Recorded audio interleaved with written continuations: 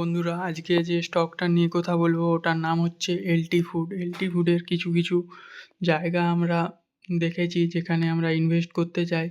যেমন আমি 25টা স্টকে ইনভেস্ট করব। আমার প্রত্যেকটি স্টকে আমার 7,000 টাকার বেশি আমার ঢোকানোর ক্যাপাবিলিটি নেই। তার জন্য আমি তোমাদেরকে দেখাচ্ছি যে আমি কোন কোন জায়গাগুলোতে ইনভেস্ট করব। এই এখন আছে এলটি ফুড 286 টাকা। 286 টাকা থেকে আমার মনে হয় নেমে আসবে এই দুশো 258 টাকা। 258 টাকায় এলে আমি পাঁচটা কোয়ান্টিটি অ্যাড করব। তারপরে করব, তোমাদেরকে বলে দিচ্ছি আরও পয়েন্টগুলো, যে যে জায়গাগুলো অ্যাড করব। 227 এলে আমি অ্যাড করব 10টা, তাহলে হয়ে গেল আমাদের 15টা।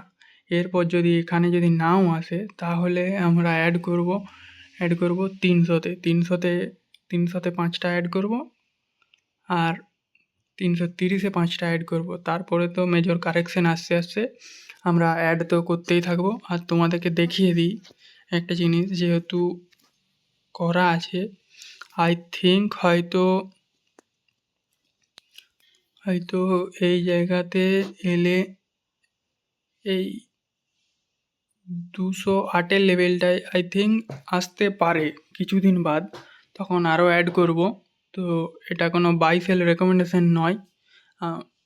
তোমাদেরকে আমি বাইও করতে বলছি না বা সেলও করতে বলছি না। আমি যখন কিনবো তোমাদেরকে আবার ভিডিও বানিয়ে দেখাবো।